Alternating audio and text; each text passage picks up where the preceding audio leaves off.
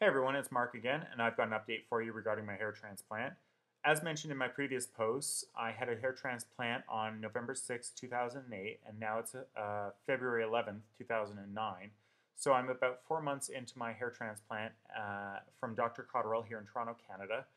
You might remember from my previous post that I was worried about thinning here and here where the transplant had occurred. I was warned by Dr. Cotterill up front that there would be some initial thinning, and that's because the transplanted follicles fall out initially, as expected, and so do some of the surrounding follicles that were originally there. Now, this only happens during the first few months, and after that, the follicles and the surrounding original hair follicles that all fell out, they'll all eventually start growing back in. And I think it takes maybe 8 months to a year before you see the like 100% full results of your transplant. So I'm looking forward to the next couple of months because really I'm only at month 4 and I'm not doing too bad. I mean, I don't think the thinning really affected me that much. I did notice a little bit of the thinning, but I don't think any of my friends did unless I really pointed it out. And I tend to hide things with my hairstyle. Like I pull my hair down in front a little bit, and I've got the highlights. So I was hiding it a little bit, and nobody seemed to notice. Over the past few weeks, I think I've actually noticed some of the hair growing back in. I feel like I've got a little bit thicker growth here in the front, and I'm absolutely positive that some of the hairs along, like if that's my original hairline up here, all of this is hair that was transplanted, I'm pretty sure.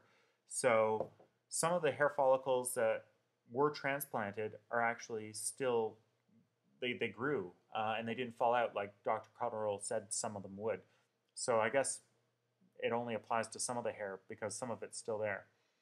So I can't wait for the rest of it to grow in because when I got the transplant, there were a lot more, there was a lot along this line here. So I'm looking forward to this whole area in here kind of growing in. So I think I'm going to be really happy with the results. I admit it's a bit stressful. I've never had a hair transplant, so I wasn't really sure, like, are the follicles growing? Is it going to look good when it's grown in? But my buddy James, who subscribes to my channel and who also is a patient of Dr. Cotterill's, he's had procedures done before, and he assured me that once it grows in, I'm going to be completely amazed. Actually, I was at a party of James's the other day. Well, actually, it was probably a month or so ago, and he pointed out one of his other friends that also went to Dr. Cotterill and who had also had work done. And I was pretty surprised and excited because I saw his results, and I was just like, wow, I would never have guessed that he had work done. So yeah, I'm kind of looking forward to seeing some results for myself. Um, one of the other things I've been doing lately is I'm taking Propecia to keep the hair that I've got here.